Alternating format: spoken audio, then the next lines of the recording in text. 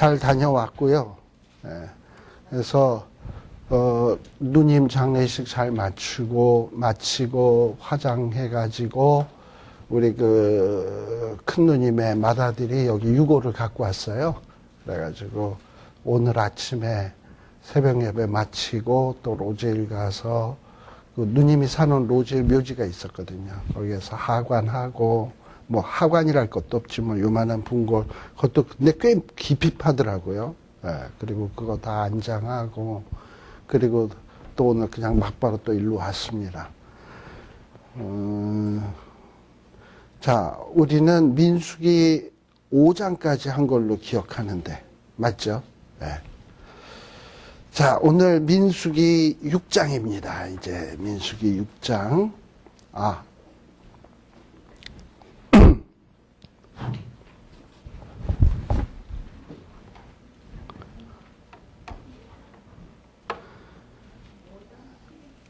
5장 11절까지 했어요. 5장 10절까지 하고 저기 티끌 주스 안 했어요? 한 것 같은데. 에? 표시해놨어요? 그럼 그게 맞겠지. 오케이. 예. 자, 우리가 잘 알다시피 이 민수기는요, 이 싸움에 나갈 만한 사람들을 계수하는 책입니다. 그래서 20세 이상 된 남자를 계수를 해라. 그런데 그 계수하는 가운데서 레위인들은 특별히 계수를 안 했죠. 그렇다고 레위인은 싸움하고 상관이 없는 자들이냐? 어떻게 보면 레위인들은 이스라엘 백성 그 싸움하는 데 있어서 엔진과 같은 역할을 하는 사람들이에요. 이들이 하나님을 이스라엘 백성들을 대표해서 하나님을 잘 섬기고 이스라엘 백성들을 바른 길로 인도를 해야 이스라엘이 든든하게 이 싸움하는 일을 잘 할 수 있습니다. 자, 그런데 이 이스라엘 백성들이 정말 이 싸움하는 이 군대로 지금 다 이렇게 조직이 되고 있는데요. 이 조직 가운데 뭔가 이 공동체를, 이 싸움하는 공동체를 붕괴시킬 어떤 이런 위험 요소들이 좀 있습니다. 그것이 바로 5장에 나오는 뭐 문둥병, 유출병, 뭐 이런 것들. 이런 어떤 병들이 전염병 같은 게 공동체 안에 들어오게 되면은 그냥 싸워보지도 못하고 그냥 병으로 다 전멸할 거 아니에요. 그죠? 그래서 하나님께서는 이런 어떤 전염병이 있을 경우에는 3절에 보면 다 진 밖으로 내어보내서 뭔가 이런 전염병이 옮겨지지 않도록 해라라는 거예요. 또 그뿐만 아니라 또 이 공동체를 붕괴시키는 데 있어 붕괴시키는 또 중요한 것이 뭐냐면 인간 간의 어떤 그 이익 관계에 있어서 이렇게 이익 문제로 이렇게 서로 관계를 하다가 남에게 손해를 끼치는 경우가 있잖아요. 근데 이런 것들이 충분하게 해결되지 아니하고 앙금으로 이렇게 남아있게 되면 이게 어느 순간에 확 화가 돼가지고 분출될지 몰라. 그럼 또 공동체가 또 깨져. 그래서 여러분들 그 민수기 5장 5절에서 10절까지에 보게 되면 만일에 누군가에게 손해를 입히는 죄를 범했으면은 손해를 갚아주는 것뿐만 아니라 그 손해 본 것의 5분의 1을 더해서 상대방이 충분히 만족할 수 있도록 해결해 줘야 그래서 이런 앙금이 없고 이 공동체가 붕괴되는 일이 없거든요. 그래서 이렇게 반드시 조치를 해라. 근데 이런 것들은 다 뭐냐면 이 싸움하는 공동체가 아주 건강하게 보존되려면 그래야 되는 거예요. 레위기에서는 예배하는 공동체가 건강하게 보존되려면 그래야 되는 것처럼. 예. 자, 그런데 이 싸움하는 공동체가 또 붕괴될 수 있는 또 위험한 요소가 뭐냐? 11절서부터 이제 오늘 얘기가 11절서부터인데요. 이 11절서부터 보게 되면은 주로 이건 무슨 관계냐 하면은 부부 관계예요. 부부 관계에 대한 문제인데 어떤 공동체의 가장 핵심이 무엇인가 하면은 가정이에요. 그리고 그 가정에 있어서도 가장 핵심은 뭐냐면 부부예요. 일단 부부가 있어야 애도 있는 것이고 그런 것처럼 이 부부가 가장 핵심입니다. 근데 이 남편과 아내 사이에 어떤 이런 의심, 불신, 이런 것들이 사이에 끼어 들어오게 되면 그 부부 관계가 건강하게 유지될 수 없어요.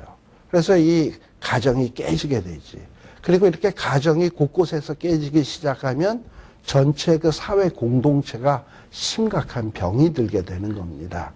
그래서 지금 여기에서는 뭔가 이 가정 안에 이런 의심이나 불신 같은 문제가 있으면 그냥 내버려 두는 게 아니라 이건 반드시 짚고 넘어가라. 그리고 짚고 넘어가고 해결하고 넘어가야 된다라는 어떤 그런 규정을 11절에서부터 쭉 얘기해 주고 있습니다. 저는 그래서 이 11절에서부터 나오는 내용을 보통 저는 뭐라고 얘기하냐면 티끌 주스 이야기다, 뭐 이런 얘기를 하는데, 이게 무슨 얘기냐 하면은 우리가 아마 금송아지 사건 때도 이 얘기를 좀 한번 했을 거예요. 금송아지 사건 때 가루를 만들어서 사람들에게 마시었다라는 얘기 하면서 이 얘기를 조금 했던 적이 있는데, 여기 11절, 12절에 보게 되면 어떤 이 부부지간에 어떤 아내가 남편에게 어떤 범죄를 해가지고 타인과 어떤 불륜을 저지른 거예요. 불륜을 저질렀는데 뭔가 어떻게 잘 숨겨가지고 남편의 눈에 드러나지를 않았어. 그런데 이 남편이 뭔가 좀 여자를 보면 수상해. 그런데 심증은 가는데 뭐가 없어? 물증이 없어. 이제 이런 경우 있잖아요. 그러니까 심증은 가는데 물증은 없으니까 이 의심이라고 하는 것은 요만한 게 시간이 지나면 눈덩이처럼 커지는 거거든요. 이게 문제인 거예요. 그래가지고 14절에 보면 그 부인의 더러워짐을 인하여 남편이 의심이 생겨가지고 자꾸 이 의심이 점점 커져가는 거야. 근데 이런 경우도 있잖아요. 부인이 진짜 어떤 불륜을 저지르지 않았는데 남자가 그런 걸 보고 뭐라 그러냐면 의처증이라고 얘기하잖아요. 괜히 이 부인을 보고 지가 그냥 의심을 하는 거야. 아주 정숙한 그 아내에 대해서. 근데 그것도 문제예요.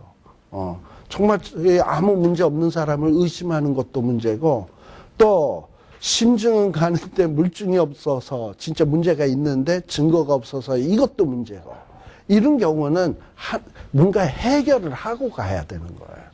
자, 그래서 그 해결하는 방법이 뭐냐 하면은, 의심이 생겼을 경우에는 어떻게 하냐? 15절에 보면 그 아내를 데리고 제사장에게로 가라. 우리가 성경에서 제사장의 역할은 이중적 역할을 갖는다 했습니다. 뭔가 제사장이 하나님 앞에 나아갈 때는 백성을 대표하는 역할이지만, 제사장이 백성들 앞에 나타날 때는 하나님을 대신하는 역할이에요. 그래서 이스라엘 백성들이 어떤 문제가 있을 때 제사장 앞에 간다라는 것은 곧 누구 앞에 가는 거냐? 보이지 아니하는 하나님을 대표하는 제사장에 간다는 것은 하나님 앞에 가는 거예요. 그래서 하나님 앞에 가서 이런 어떤 의심의 문제를 해결을 해야 돼. 자, 그런데 이 의심의 문제를 해결하기 위해서 15절에 보게 되면 제사장에게 찾아가는데, 찾아갈 때 빈손 들고 가면 안 돼. 빈손 들고 가면 안 되는데, 여기 보면 뭘 갖고 가냐? 보리가루 에바 10분의 1 이렇게 돼 있어요. 우리가 보통 소제를 드릴 때는 고운 가루 이런 표현을 쓰는데, 여기서는 보리가루라고 돼 있잖아요. 그러니까 이 고운 가루에 비해서 훨씬 질이 떨어지는 거야. 그런 가루를 어쨌든 10분의 1을 예물로 드려요. 근데 왜 하필 고운 가루가 아닌 보리가루냐? 이거는 아마도 지금 이 부부지간에 문제가 있고 지금 참담한 현실이잖아요. 그리고 지금 뭔가 이렇게 좀 심각한 현실이잖아. 이걸 반영하기 위해서 이 천한 곡식 보리가루를 들고 가는 거야. 그러니까 그 보리가루를 가져간다라는 것은 지금 이 두 부부 간의 참담한 심정을 표현해주는 어떤 그런 가루인 거예요. 근데 이런 걸 가지고 제사장에게 가는 거예요. 그걸 예물로 드리는 거야. 그리고 그것에 뭘 붓지 않는다? 기름도 붓지 않고 유향도 두지 않는다. 보통 하나님 앞에 소제로 드릴 때는 기름을 붓고 유향을 하고 이렇게 하는데 이것도 다 안 하는 이유가 뭐냐면 지금 이거 기뻐서 가는 게 아니거든요. 뭔가 감사해서 가는 것도 아니고 지금 심각한 문제를 해결하러 가는 거예요. 그래서 어떤 기쁨을 상징하는, 즐거움을 상징하는, 은혜를 상징하는 기름이나 유향을 일절 섞지 않는 거야. 어떤 참담한 현실을 보여주는 거예요.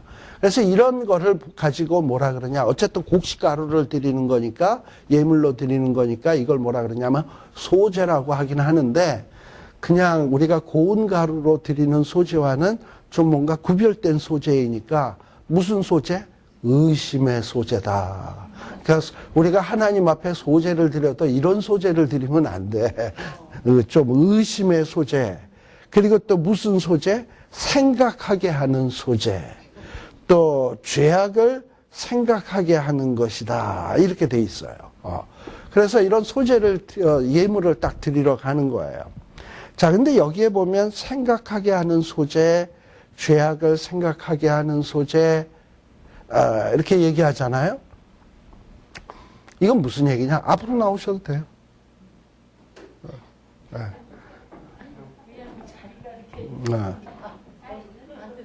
앞으로 오세요.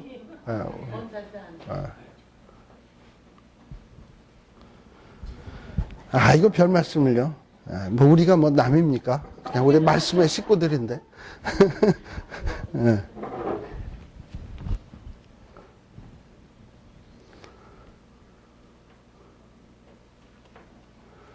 자, 여기 왜 의심의 소재 이렇게 얘기 나오는지 이제 아마 좀 감이 갈 것이고, 생각하게 하는 소재, 죄악을 생각하게 하는 것. 이 생각하게 하는 소재라는 건 뭐냐면 어쨌든 의심의 문제가 생겨가지고 제사장에게 간다. 하나님 앞에 간다. 이거 굉장히 좀 떨릴 거 아니겠습니까? 하나님 앞에 간다 그런다면.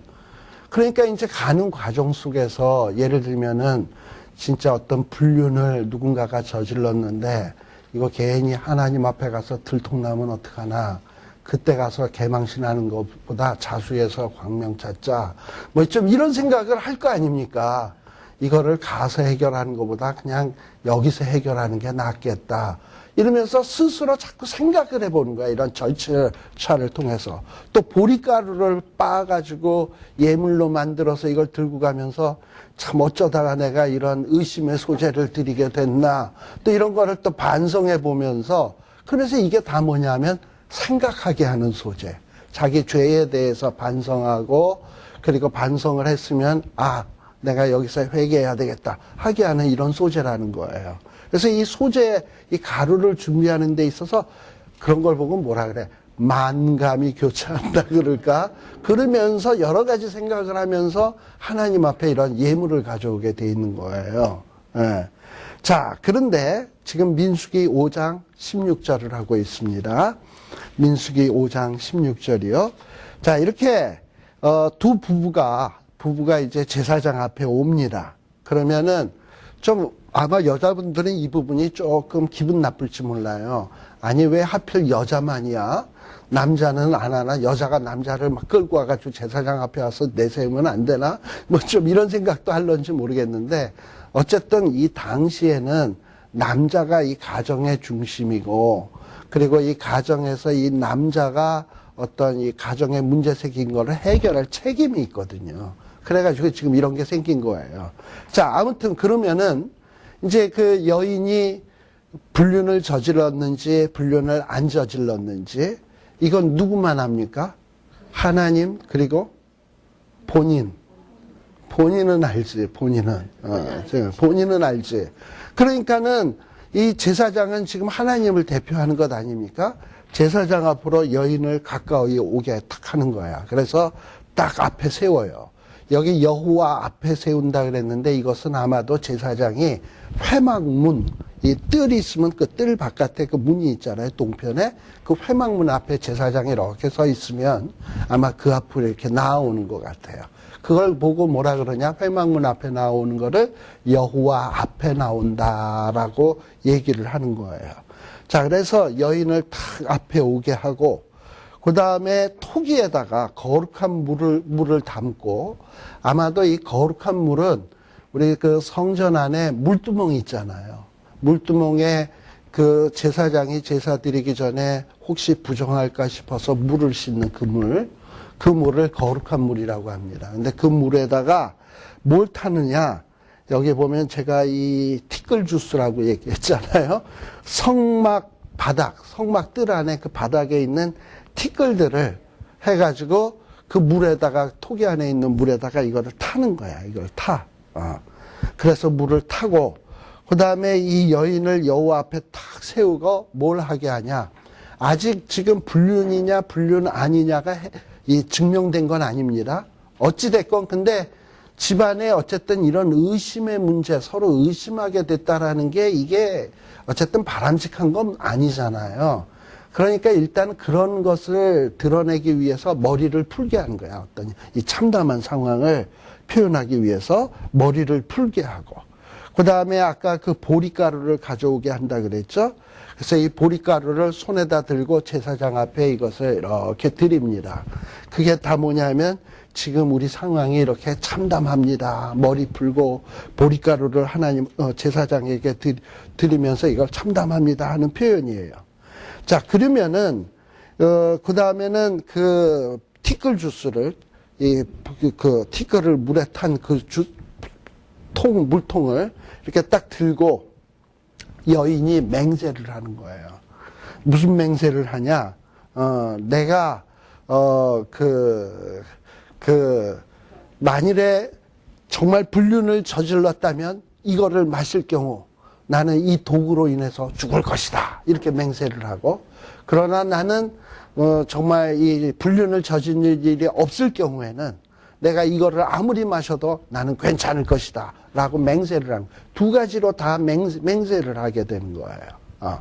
자, 그리고서 그 맹세하는 의식을 딱 하게 되고, 그리고 그 다음에 만일에 20절에 보게 되면, 만일에 남과 불륜을 저지른 일이 없는데 이 물을 마셨을 때는 저주가 나에게 임하지 않는다라고 이렇게 선언을 하고, 반면에 내가 남편을 두고 어떤 불륜을 저질러서 다른 사람과 동침을 하였으면은 이것을 마시면 내 넓적다리가 떨어진다라고 이렇게 선언을 하게 되어 있습니다. 그걸 제사장이 그걸 두루마기 같은 데다가, 가죽 두루마기에다가 그 글씨를 썼어요. 그럼 그 글씨 쓴 거를 그 여인이 낭독하는 거야. 그 내용을. 내가 죄가 있으면 넓적다리가 떨어질 것이고, 그리고 죄가 없으면 해독을 면하리라. 이거를 탁 선언하게 돼 있어요. 그러니까 이 의식이 하나씩 단계별로 있어. 자, 그래서 21절에 보면 제사장이 그 여인으로 저주의 맹세를 하게 하고 그 여인이 말할지라 하고서는 이런 얘기들을 다 하게 되는 겁니다. 자, 그리고 그 다음에 이 저주가 되게 하는 물이 내 창자에 들어가서 내 배로 붓게 하고 내 넓적다리로 떨어지게 하리라. 이거는 불륜을 행했을 경우에 이렇게 된다는 얘기죠. 자, 그러고서 이거를 낭독을 해.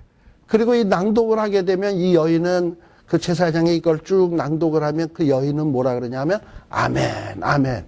아멘을 몇 번 해요? 이건 믿습니다. 믿는 걸 너무 잘 믿어서 아멘, 아멘을 두 번 하는 게 아니고, 하나는 내가 만일에 불륜을 저질러서 정말 저주를 받을 것이다. 그거에 대한 아멘. 또 하나는 뭐냐면 내가 만일에 불륜을 저지르는 일이 없다면 나는 절대 어떤 독을 당하지 않는다라는 것에 대해서도 또 아멘하는 거예요. 그러니까 이 두 가지의 다 경우를 다 믿겠다라는 얘기예요. 그래서 아멘, 아멘을 딱 하는 겁니다. 자, 그리고 그 다음에 그 말로서 제사장이 읽어준 그 말을 아까 제가 얘기했죠. 두루마리에다 그걸 쓴단 말이지. 써서 그 글자를 아까 그 티끌 주스 있잖아요. 그 글자 쓴 가죽을 그 티끌 주스에다 또 이렇게 집어넣어. 그 얘기는 뭐냐면 이 가죽에다 쓴 저주의 내용이 물속에 스며들어라 라는 얘기예요. 그래서 정말 불륜을 저질렀을 경우에 그 물을 마시면 정말 독이 임하는 이런 식으로 절차를 하게 되는 겁니다. 여러분, 만일에 이게 죄가 없고 내가 깨끗하다고 한 사람이면은 뭐 별로 겁이 안 나겠죠. 근데 그렇다 하더라도 겁이 조금은 나겠죠. 혹시 저게 또 먹어서 또 이게 탈나는 거 아닌가 하는 이런 것도 생기겠고. 그런데 진짜 죄를 지어가지고 이거를 먹으면 어떻게 될까? 넓적다리가 떨어진다는데 여기서 넓적다리가 떨어진다라는 것은 뭐냐면 다리가 뚝 떨어지는 걸 얘기하는 게 아니고 지금 이 넓적다리는 어떤 이 생식기를 좀 비유적으로 가까운 부분을 표현한 거예요.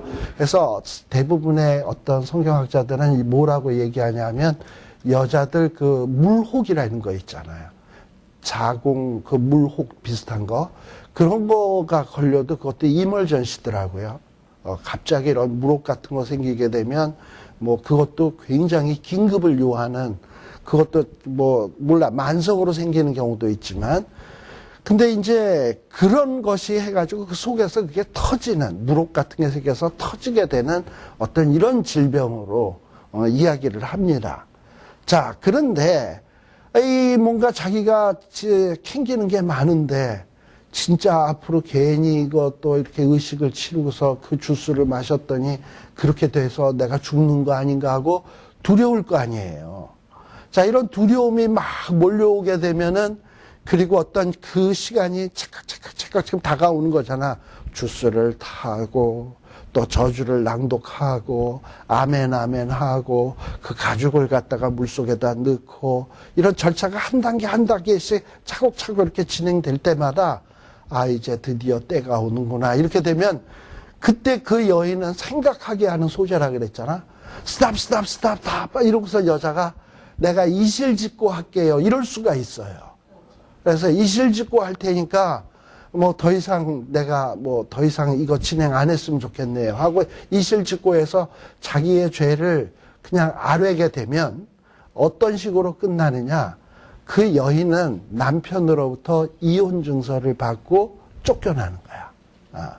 그냥 쫓겨나고 그 대신에 뭐 어떤 그 더 이상의 어떤 벌칙이 가해지지는 않지만 끝까지 나는 죄 없다고 우기게 되고 그렇게 해서 그 절차가 진행이 돼서 이 저주의 주스를 마시게 되면 이거는 뭐 죽음이죠. 그러니까 죽음 당하기보다는 생각해서 이실직고 하라는 거야. 근데 그렇게 이혼 증서를 받아서 쫓겨날 경우에는 이 여자가 문제가 있어서 쫓겨나는 거잖아요. 그렇기 때문에 남편으로부터 어떠한 위자료나 어떤 혜택도 받을 수가 없어. 그러나 생명은 건지는 거지. 그 정도로 이 벌을 그러니까 이실직고 하면은 그래도 생명은 구할 수 있는 이런 배려는 해주게 되는 거예요. 그래서 생각하게 하는 소재, 이게 생각하게 하는 소재예요. 자, 그래서 이 저주가 되게 하는 이 쓴물을 딱 마시게 되면 만일에 정말 불륜을 저지른 여자라면 24절에 보면 그 물이 속에 들어가서 막 쓰게 되고 그렇게 되는 거예요. 그래가지고 좀 문제가 되게 되는데 자 그러면은 그 다음에는 또 25절에 보면 이제 그 여자가 의심의 소재물을 드렸을 거 아니야. 그 보리가루를 여호와 앞에 이렇게 제사장 앞에 드리면 제사장은 그 소재물을 여호와 앞에 흔들고 가지고 단으로 가서 이 소재물 중에서 기념으로 한 움큼을 취해서 단 위에다가 불을 확 태우는 거예요. 그리고서는 아까 그 티끌 주스를 마시우게 되는 거죠. 자, 그러니 이런 어떤 절차를 딱 지켜보는 이 여자는 이게 얼마나 두렵겠어. 그 제사장의 그 의식을 탁탁탁탁 진행을 할 때 두 분만, 세 분만 막 이랬을 거 아니에요. 자, 그래서 이렇게 문제가 있었을 경우에는 어떻게 되느냐. 20절. 끝까지 근데 어떤 여인은 하나님이 어디 계셔? 알기는 뭘 알아? 내가 증거를 싹 인멸을 했는데 우기고서 막 가게 되면 27절에 보면 결국은 그 물을 딱 마시게 되면 속에 들어가서 쓰게 돼서 배가 붓고 넓적다리가 떨어지리니 백성 중에서 저주거리가 된다라는 거예요. 근데 반대로 이 여인이 전혀 죄 지은 게 없어. 그래서 이 여자는 아주 담담히 그 의식에 임했어요. 그랬을 경우에는 어떻게 되냐. 티끌 주스를 마셔서 끄떡 안 해. 끄떡 안 할 뿐만 아니라 여기 성경에 보면 28절에 보면 뭐라고 돼 있냐. 정결하면 해를 받지 않고 잉태하리라라는 거예요. 잉태한다라는 것은 뭡니까? 어떻게 보면 남편과 그 부인의 관계가 회복됐으니까 잉태도 할 거 아니에요. 그래서 잉태하게 되고 뭔가 다시금 어떤 부부관계가 또 잉태한다라는 것은 암만 또 뭐 부부시간이 금술이 좋다고 잉태가 마음대로 됩니까? 성경에 보게 되면 시편에 보면 자식은 여호와의 주신 기업이요. 하나님이 주시는 열매인 거겠지. 그러니까 하나님이 은혜를 베푸셔야 잉태하게 되는 거지. 암만 부부관계 좋다고 잉태되는 것은 아니거든요. 근데 이 여인이 뭔가 남편에게 의심을 받아서 이런 의심의 소재를 드리고 티끌 주스 마시고 하는 것을 동네 사람들이 대충은 다 알 거 아닙니까? 그런데 나중에 보니까 이 여자가 잉태했다? 아, 이 여자는 무죄였구나. 그리고 배가 불러오는 거는 남에게도 다 표시가 되는 거잖아. 그러니까 하나님이 배부르게 해가지고 이 여자는 무죄다. 또 덤으로 이 자식이라고 하는 열매까지도 딱 주시는 거야. 그래서 이 여자를 그동안의 이 의심의 굴레에서 탁 풀어주시는, 자유케 하시는. 자, 그래서 어쨌든 불륜을 행했으면은 이 의심의 소재의 이 법에 의해서 처벌받아서 죽임을 당하는 거고, 만일에 불륜을 행하지 않았으면은 하나님이 이 여자는 죄 없다라는 것을 증명해 주어서 다시금 그 의심의 문제를 소멸시키는 거예요. 자, 이런 얘기를 왜 굳이 지금 민수기가 뭐라고요? 싸움에 나가는 사람들을 계수하는 이야기인데, 싸움에 나가는 사람들에 대한 그 계수의 이야기에 웬 어떤 불륜이냐 아니냐 이런 거 판가름하는 이런 얘기가 왜 나올까? 우리가 보통 그런 얘기 하잖아요. 수신제가 치국평천이라. 집안이 평탄하지 않으면 나가서 하는 일도 안 되는 거야. 그러니까 이 남편이 싸움하러 나가는데, 싸움에 나갈 만한 자가 20세 이상 된 장정인데, 이거 내가 집에 있어도 여자가 의심스러운데 내가 군대 나가서 싸우고 있으면 그 기간 동안에 뭔 짓을 저지를까? 이거 뭐 얼마나 걱정될까? 그럼 걱정되는 사람이 전쟁터에서 정신을 집중해서 싸우겠습니까? 그러니까 이 이스라엘 싸움하는 공동체가 제대로 되기 위해서는, 제대로 건강한 싸움하는 공동체가 되기 위해서는 부부관계가 건전해야 돼. 건강해야 돼. 그리고 이 부부관계가 건강해야 그 가정이 건강하고, 가정들이 건강해야 싸움하는 공동체도 건강해지는 거예요. 그래서 지금 이 싸움하는 공동체에 왜 이렇게 갑자기 이런 부부관계의 문제가 들어오나 좀 의아스럽지만, 제가 지금 얘기한 것을 이렇게 종합해 보면 아, 그러겠구나 라는 것이 아마 이해가 될 것이에요. 자, 그리고 이 남편은 좀 기분 나쁜 게, 여자들은 또 뭐냐면은 그 여자가 이제 잉태를 하고요. 그리고서 이제 이 29절에 보면 지금 이런 모든 절차의 법을 뭐라 그러냐? 의심의 법이다. 그래서 뭔가 이 불륜을 행했을 때나 의심이 생겼을 때에 반드시 제사장 앞에 와서 이 문제를 해결해라. 즉 의심의 문제가 생겼으면 누구 앞에서 해결해라? 하나님 앞에서. 그러니까 하나님은 보이지 않으니까 제사장 앞에 나와서 행하라는 거예요. 자, 그렇게 해서 여자가 만일에 죄가 없었어. 남편이 의처증이었어. 그러면 우리는 누가 문제인 겁니까? 남편이 문제잖아. 그래서 남편이 이게 유죄라고 얘기할 수 있잖아요. 근데 성경에서는 기분 나쁜 게 뭐냐 하면 31절에 남편은 무죄할 것이요, 여자는 죄가 있으면 당하리라. 죄가 없으면 안 당하리라. 뭐 이 얘기인데, 아니 남편 의심하는 이 남편은 무죄다? 이건 왜 이러느냐? 제가 아까 얘기했지만 이 남편은 가정을 지키는 책임자로서 어떤 이 의심의 문제가 있으면 해결해야 될 책임이 있기 때문에 마땅히 이 일을 행해야 된다는 거예요. 그런 면에서 무죄인 것이지, 설사 여러분 생각해 보십시오. 암만 그래도 여자가 무죄라고 하더라도 남편이 이렇게 여자를 의심하고 그랬다 그런다면 그 여자에게는 앞으로 얼마나 일평생의 상처가 되겠습니까? 그렇죠? 그리고 남편은 그 부인을 대할 때마다 얼마나 미안하겠습니까? 그러니까 가장 좋은 것은 의심 안 하는 게 제일 좋은 거야. 그냥 거저 믿는 거 서로 피차. 그러나 의심의 문제가 생겼으면 끙끙 앓지 말고, 그리고 남의 그 의심의 증거를 차곡차곡 쌓아놨다가 나중에 덤탱이 써서 왕창 뜯어먹어야지 이러지 말고, 서로 의심의 문제가 생겼다면 서로 이야기해서 풀고 해결하고 넘어가야지. 그것도 또 풀고 해결하고 넘어갈 때는 누구 앞에서? 하나님 앞에서. 신앙으로 풀고 해결해야지, 이것을 어떤 인간적인 방법으로 해결하려고 하다가는 더 큰 문제를 일으킨다라는 것을 가르쳐주는 내용입니다. 참 그런 면에서 성경에 참 별 희한한 이런 법도 있구나라는 것을 알 수 있습니다. 근데 이거를 우리가 지난번에 금송아지 사건 때는 뭐라고 얘기했었냐면, 금송아지 만들어서 이스라엘 백성들이 범죄하게 했을 때 분명히 주모자들이 있거든요. 근데 모세가 산 위에 올라갔다가 탁 내려갈 때는 그 얼굴이 범상치가 않거든요.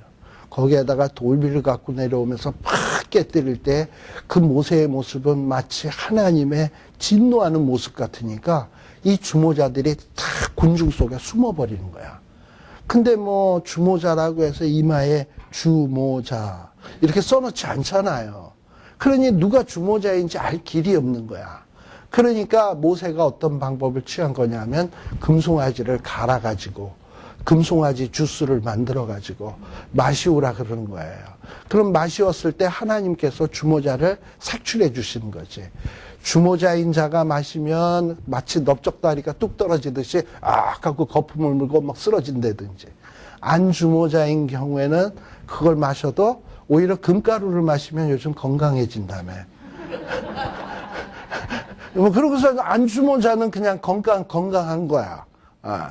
그런 식으로 이렇게 나타나면은 나중에 레위인들이 누구든지 모세를 위하는 자는 내 편에 서라 해서 레위인들이 딱 나섰잖아요. 그리고 레위인들이 그 11지파를 향해서 주모자들을 색출하면서 막 죽이는 거예요. 근데 주모자들은 금송아지 주스를 마시고 빌빌거리고 있으면 그놈만 가서 죽이면 되는 거야. 그래서 하루아침에 몇 명을 죽이냐면 3,000명을 죽이잖아요. 근데 그 3,000명을 죽일 때 다른 지파 사람들이 어떻게 내 형제를 죽여하고 반발할 수도 있는데, 정말 빌빌하고 막 배에서 부글부글 하는 사람은 자기네들이 볼 때 주모자 맞거든. 주스 마신 사람 가운데서 주모자들만 정확하게 아프거든. 그래가지고 가서 죽이는데 누가 감히 레위 지파의 그 징벌 행하는데 감히 도전할 수 있겠습니까? 그러니까 하나님이 그런 식으로 문제를 샥 해결해 보신 거예요. 그것이 이 민수기 5장에 나오는 사건과 좀 연관시켜서 볼 수 있는 내용입니다. 자, 그리고 그 다음에는 또 이렇게 싸움에 나가는 이 공동체에 대한 문제에서 뭐가 나오느냐? 6장에 보게 되면 나시린의 법이 나옵니다. 나시린의 법. 여기 이 나시린의 법은 원래 이 나시린이란 뭐냐 하면은, 나시린은 구별된 자예요. 구별된 자. 구별된 자를 얘기하는 건데, 이 이스라엘 백성들의 그 나시린의 서원을 하게 되는데, 이 나시린은 일평생 구별되게 사는 나시린이 있고, 또 어떤 경우에는 템퍼러리로 나시린의 역할을 하는 경우가 있어요. 일평생 나시린을 한 대표적인 사람이 누가 있냐면 삼손 같은 사람. 이런 사람은 일평생 나시린의 삼손 같은 사람. 일평생 나시린의 역할을 하는 사람이고, 템퍼러리로 나시린의 역할을 하는 사람은 뭐냐? 자기가 하나님 앞에 은혜를 너무 많이 받아가지고, 내가 내 인생에 최소한 10분의 1은 내가 주님 앞에 좀 바치는 삶을 살아야 되겠다. 이런 작정을 하는 사람들이 있잖아요.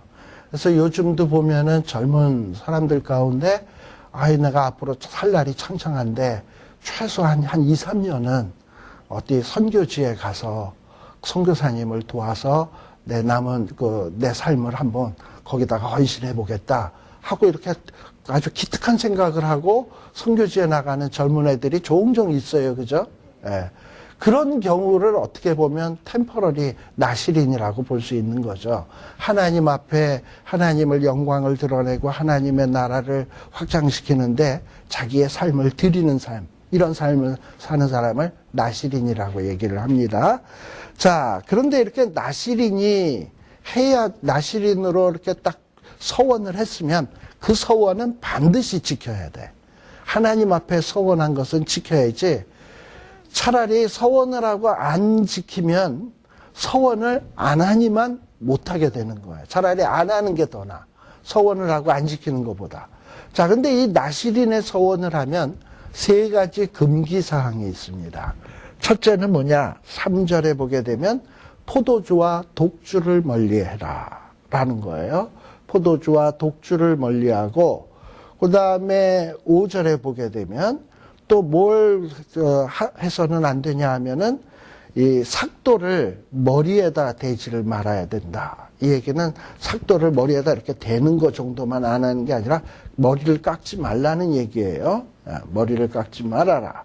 그 다음에 세 번째는 뭐냐 하면 6절에 보게 되면 시체를 가까이 해서는 안 된다라는 거예요. 자, 이 나실인이 왜 포도주와 독주를 멀리해야 되는가? 이 포도주와 독주, 우리 아직 안 했나? 나답과 아비후 아시죠? 나답과 아비후가 다른 불을, 우리 출애굽기 때 했을 거예요. 나답과 아비후가, 레위기 때 했구나. 나답과 아비후가 다른 불을 들이다가 돌아가셨다 그랬죠?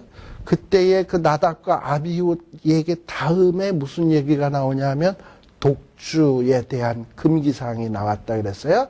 그래서 이 나답과 아비후의 사건은 독주와 밀접한 관련이 있다라는 얘기를 제가 아마 성역 공부 시간에 말씀을 드렸을 겁니다. 아마도 나답과 아비후가 내일 아주 중요한 제사를 드려야 되는 날인데 그 전날 밤에 아마 독주를 많이 드셔가지고 정신이 해롱해롱한 상태에서 어떤 그 제사를 집전하는데 이 불을 붙여야 되는데 지금은 뭐 불 붙이는 것들이 뭐 아주 쉬운 일이죠. 뭐 이렇게 라이터도 있고 성냥도 있고 뭐 불 붙이는 도구들이 참 많이 있잖아요. 요즘 뭐 스위치로 탁 하고 버튼만 눌러도 불이 탁 붙는 거니까. 근데 예전에는 뭐 불 붙이는 게 쉬운 일입니까? 그러니까는 뭐 번제단에서 불똥을 가져다가 이렇게 하는 거 번거로우니까 지금 머리도 아프고 뭐 이러는데 뭐 아무 분이라 드리면 어때? 그래서 다른 불을 들이다가 그냥 즉사하게 된 사건이 있잖아요. 이렇게 어떤 하나님 앞에 구별된 자가 하나님의 일을 할 때 포도주와 독주로 인해서 정신이 흐리멍텅하거나 좀 제대로 이렇게 하나님의 일을 감당하지 못하게 되는 이런 불송사가 없도록 하기 위해서 포도주와 독주를 멀리해라 라는 거예요. 이유가. 그 다음에 또 하나 포도주와 독주를 멀리하라고 하는 이유는 무엇인가? 나실인은 무엇을 기쁨으로 사는 사람이냐 하면 하나님 앞에 영광 돌리고 하나님과 더불어 사는 것을 기쁨으로 여기는 사람이니까 어떤 세상의 기쁨을 탐해서는 안 돼.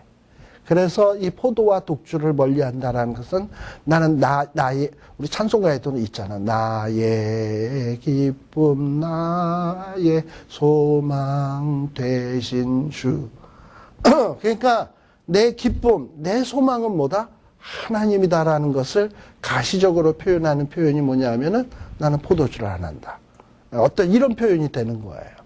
그래서 이 포도주와 독주를 멀리하는 것이고 그 다음에 머리에 이 삭도를 대지 않는 것은 왜 그러는가? 이스라엘 사람들은요, 이 머리를 우리 그 한국의 그 유교 집안 사람하고도 좀 비슷한 것 같아. 뭐 우리 신체 발부는 그 뭐라 그러죠? 머리털은 옛날에 상투 트는 사람들이 죽어도 머리 안 잘랐잖아. 왜냐하면 이거는 부모님이 물려주신 것인데 이것을 자르는 것은 부모님이 물려주신 것을 해야 하는 것이다. 이러고서는 그냥 그리고 그 상투가 잘리게 되면 굉장히 모욕당한 것처럼 생각했잖아요. 그것처럼 이스라엘 사람도 비슷한 생각을 가졌어. 이 머리는 일종의 생명력을 상징하는데 이런 생명력은 누가 준다? 하나님이 주는 것이다. 그래서 이 하나님이 주는 것을 나는 보존해야 된다. 해가지고 삭도를 대지를 하는 거예요. 그래서 이 머리털을 기르는 거예요. 그래서 나시린들은 이 머리털을 기름으로써 나의 생명력은 하나님이 주신 것이고 나의 힘의 근원은 하나님이다라는 것을 이 머리 기르는 것으로서 보여주는 거죠. 일종의 고백을 하는 거예요. 그 다음에 또 하나는 뭐냐면 나시린은 6절에 보면 시체를 가까이 해서는 안 돼. 시체는 우리가 죄의 싹슨 뭐라고요? 사망. 그래서 이 시체라는 것은 죄의 하나의 결과물이거든요. 죄로 인한 결과물인데 그러니 부정한 것이지. 근데 이 부정한 곳에 접촉되게 되면 접촉된 그것도 부정하게 되거든요. 근데 이 부정하게 된 자가 하나님 앞에 영광 돌리는 구별된 자로서의 일을 한다? 이건 불가능한 일이잖아. 그러니까 나시린은 하나님 앞에 구별된 자이기 때문에 절대 부정한 것에 가까이 해서는 안 되는 거예요. 그래서 시체를 가까이 하지 말라고 한 겁니다. 자, 근데 여러분들이 이 나시린의 규례와 더불어서 우리가 생각해 볼 인물이 하나 있지요. 누구죠? 삼손. 자, 근데 왜 이스라엘에게 이렇게 그 싸움하는 공동체의 얘기를 하면서 갑자기 나시린의 얘기를 하는 것일까? 이게 또 궁금하잖아. 자, 이스라엘의 싸움은요, 이스라엘 백성들이 싸움하는 싸움은 세상 사람들이 싸움하는 싸움과 달라요.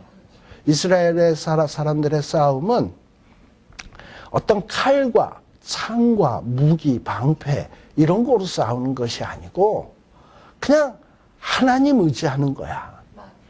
하나님을 의지하면 싸움은 누가 싸우시는 거냐 하면 하나님이 싸워주시는 거예요. 이게 이스라엘의 싸움하는 방식인 거예요.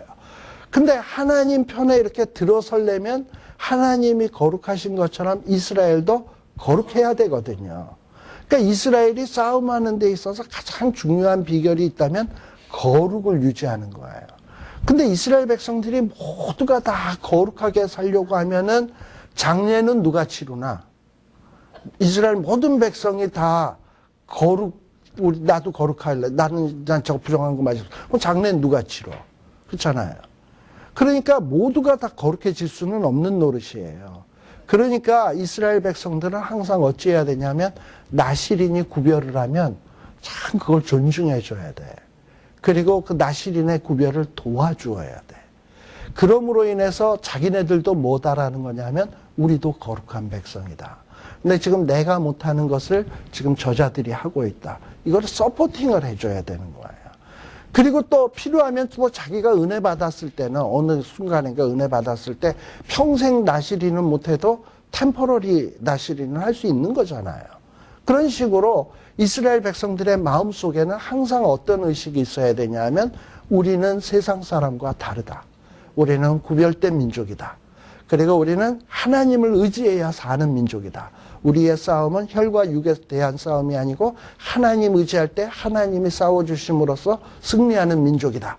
이런 의식을 가지라고 이스라엘 안에는 나시린의 제도를 두신 거예요. 그래서 이스라엘 안에 이런 나시린을 잘 보존하게 될 때에 이스라엘이 싸움에 승리할 수가 있습니다. 근데 우리가 이게 나중에 구약시대에 한참 세월이 지나게 되면 말이죠. 여러분들 아모스서 잠깐 한번 가볼까요?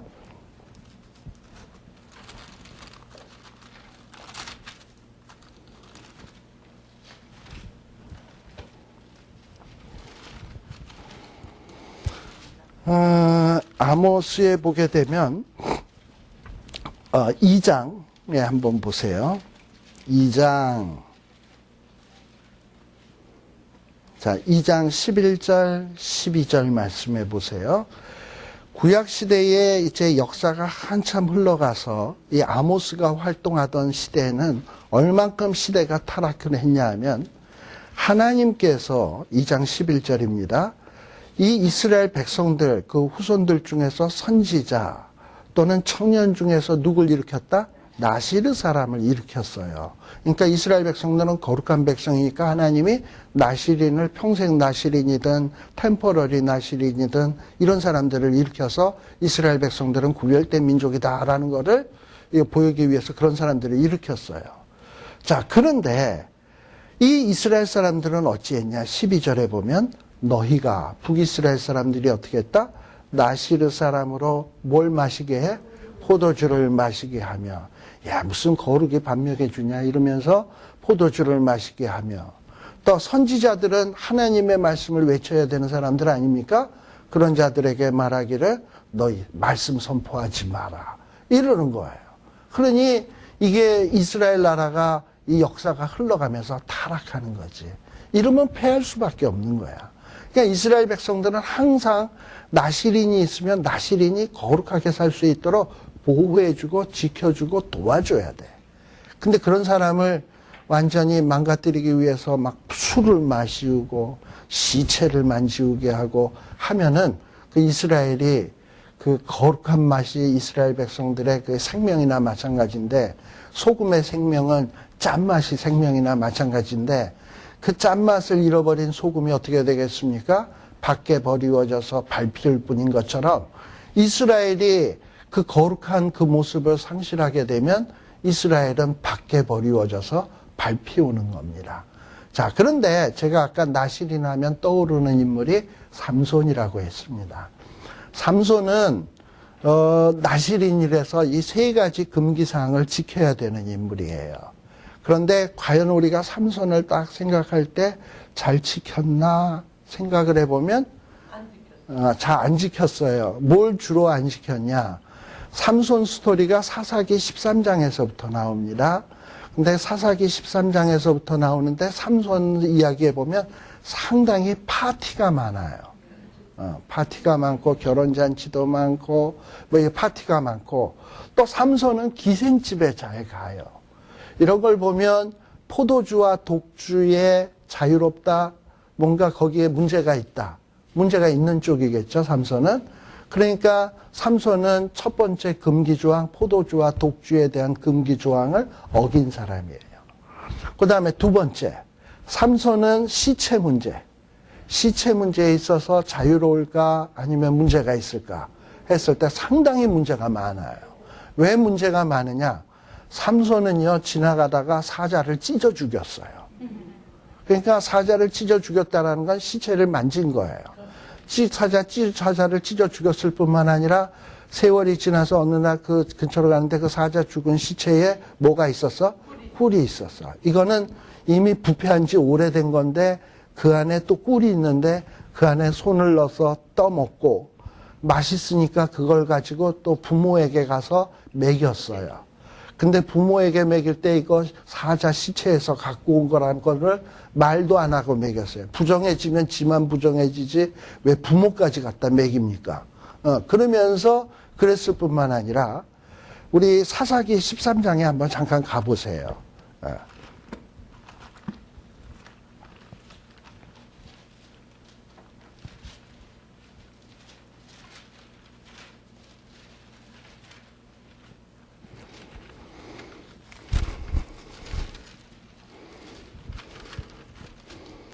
사사기 13장에 보게 되면 삼손은요, 4절에 보게 되면 뭘 해야 되냐? 태어나면 포도주와 독주를 마셔서는 안 돼. 자, 그리고 또 5절에 보게 되면 삼손은 뭘 하지 말아야 되냐? 머리에 삭도를 대어서는 안 돼. 이게 삼손이 해야 될 일이에요. 근데 삼손은 포도주와 독주 문제가 많았고요.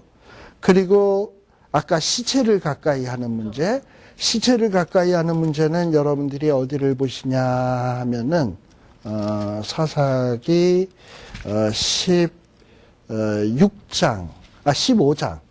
15장에 보게 되면 어떤 얘기가 나오냐? 사사기 15장 14절에 보면 삼손이 레히의 이름에 블레셋 사람이 그에게 마주 나가며 소리 지르는 동시에 여호와의 신의 권능이 삼손에게 임하매 그 팔 위의 줄이 불탄산 같아서 그 결박도 되었던 손에서 떨어진지라. 이 밧줄들이 툭툭툭 끊어진 거예요. 그리고서는 삼손이 나귀에 무슨 턱뼈? 새턱뼈라는 얘기는 헌턱뼈도 있다는 얘기 아니겠습니까? 헌턱뼈는 뭐고 새턱뼈는 뭘까요? 우리가 어떤 짐승이 죽어서 살이 썩고 오래되면은 해골이 드러나지요. 자, 그렇게 해서 드러난 해골은 헌턱뼈야. 이런 거는 이 속에 이 진액도 다 없어져가지고 툭 치면 부스스스 하고 이렇게 부서져요. 그런데 새턱뼈는 어떤 거냐? 사자나 맹수 같은 것이 그냥 금방 잡아가지고 뜯어먹었어. 그래서 이제 뭐만 남겼냐? 뼈만 남겼어. 이런 거는 아주 그냥 뼈가 싱싱한 거야. 그냥 물 부어가지고 푹 끓여서 고우면 완전히 사골이 그냥 쫙 되는 이런 뼈인 거예요. 이런 건 새턱뼈. 그러니까 싱싱한 시체죠. 근데 그 새턱뼈를 만진 것도 뭐 한 겁니까? 시체를 만진 것이고, 그리고 그 시체를 가지고 뭘 했다? 1,000명을 나귀턱뼈로 때려 죽였어. 1,000명을. 그리고 한 더미, 두 더미를 쌓았으면은 시체를 몇 골을 만졌다는 거야? 1,000명을 죽였으니까. 1,000명을 가지고 한 더미, 두 더미 이러고선 계셨으니까 1,000명의 시체를 다 만진 거 아닙니까? 그러니 삼손은 시체에 있어서 얼마나 부정한 자가 된 겁니까? 그죠? 예. 그러니까 삼손이 좀 그래도 제일 오랫동안 이 금기사항 가운데서 지킨 것이 뭐냐 하면 머리 기르는 거. 이 머리 기르는 거 하나는 열심히 했어요, 그나마. 근데 이 머리 기르는 걸 왜 열심히 했을까? 저는 좀 곰곰이 한번 생각해 봤어요.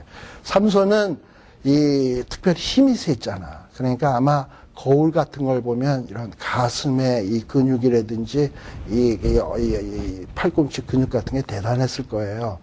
뭐 보통 저도 그 발리 피트니스 같은 데 가보면 뭐 이렇게 맨날 운동하는 애들이 있어요. 근데 운동하는 애들의 특징이 하나 있어. 또 어떤 애들은 또 이 근육을 잘 나오게 하기 위해서 그 단백질 그 보충제 이런 것도 열심히 먹으면서 운동하는 애들은 꼭 한번 운동 끝나고 나면 거기 거울 있으면 그 앞에 가서 이렇게 한번 해봅니다. 자기 얼마나 늘었나 하고서는. 그런데 이제 삼손 같은 경우도 좀 그러지 않았겠어요? 자기가 힘이 세니까 아유 보면 좋거든. 그러면서 긴 머리를 한번 한번 하면은 더 멋있잖아. 그러니까 이 근육에다가는 역시 또 긴 머리가 있어야 돼 하고서는 그 뭔가 이걸 맞춰야 되니까 열심히 머리털은 기르지 않았나 뭐 이런 생각이 좀 들어요. 뭐 내 힘은 하나님에게서 나온 것이다 이런 의식보다는 뭔가 어떤 외적인 면에 있어서 머리를 열심히 기르지 않았을까. 근데 아무튼 뭔가 어쨌든 금기사항 하나는 지키고 있었잖아. 근데 그 금기사항 하나를 지키고 있을 때는 하나님의 권능이 삼손에게 있었어요. 그러니까 뭔가 삼손이 나실인으로서의 하나의 그 맛을 내는 건 있었잖아. 머리 기르는 거. 그 맛이 조금이라도 있을 때는 하나님의 능력이 임해서 삼손이 큰 일들을 많이 했어요.